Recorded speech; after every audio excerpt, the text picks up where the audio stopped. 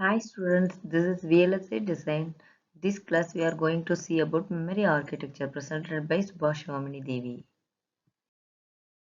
After completion of this topic, students will be able to difference between volatile and non-volatile memory, what is called ROM. Outline of this presentation, memory arrays, what is called memory arrays and SRAM architecture and then SRAM cell like that we are going to see in the presentation.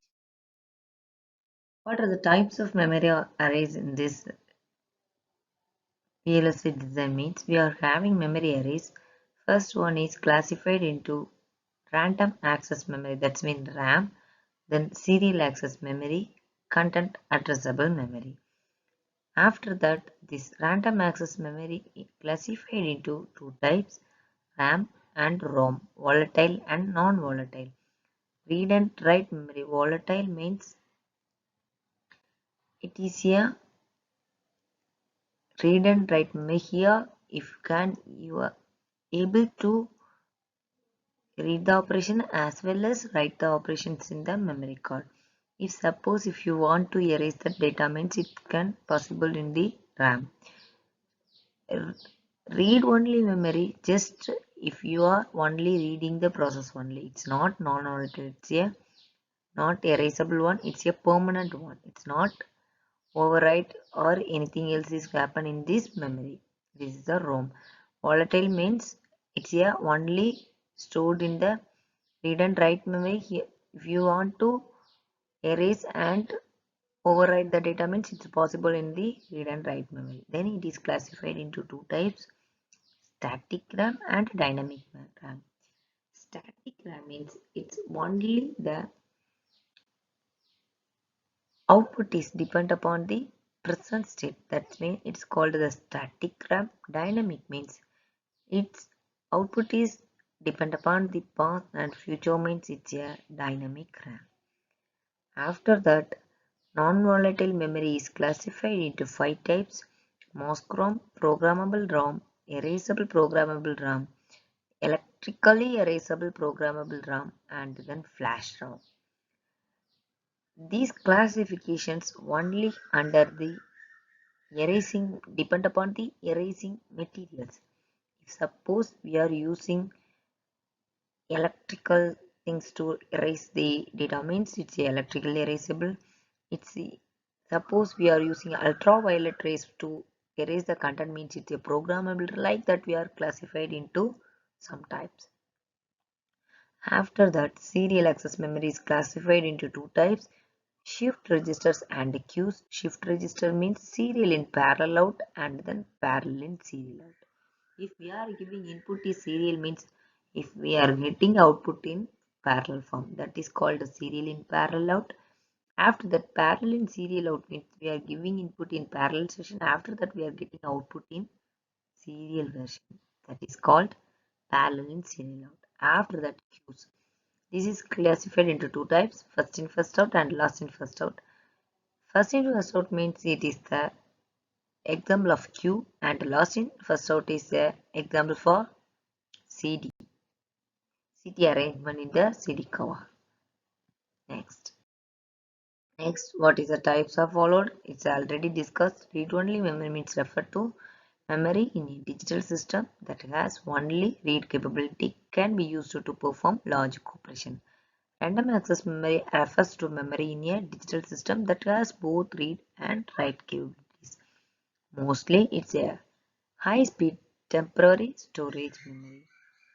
Static RAM is able to store its information as long as power is applied and it does not lose the data during a read cycle. Early memory was mostly in the SRAM. Dynamic RAM uses a capacitor to temporarily store data which must be refreshed periodically to prevent information loss. And the data is lost in most DRAMs during the read cycle. SRAM takes approximately 4 times in silicon area of DRAM with the same technology. Digital systems also include actually high speed, small size memory registers to temporarily store information used in operations. The memory chip actually includes the storage cells, address decoders, logical circuits for selecting and addressing a particular cell, and sense amplifiers for amplifying the signal retrieved from the cell. Array architecture. How the memory is arranged in the rows and columns. How to arrange. That's why it's shown in the array architecture. Here 2 power n words of 2 power m bits used each. If n is greater than m means fold by 2 power k into fewer rows of more columns. Just we are having more columns and rows only depend upon the n and m bits of words and bits. Just we are shown here in the array architecture is shown here. This is the row wise and this is the column wise. We are segregated in the bits and words wise. Good regularity is followed. Easy to design. Very high density if good cells are used. If we are using 12 transistors, a SRAM cell is designed here. Here read-write operation is segregated in this cell, and basic building block. A SRAM cell holds one bit of information like a latch must be read the write. If 12 transistors SRAM cell used, use a single latch connected to bit line and 42 into 75 unit cells are used here. Next, 6 transistor SRAM cell is used here. Here the structure is shown here.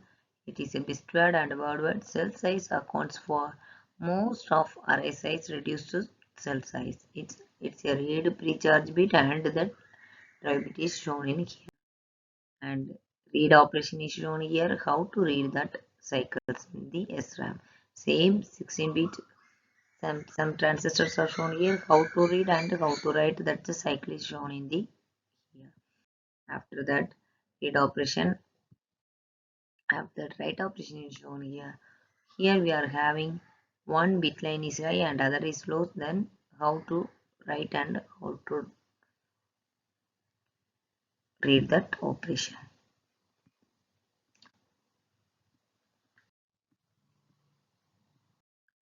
Then write operation when overpower is occurred in that line. Then sizing is used.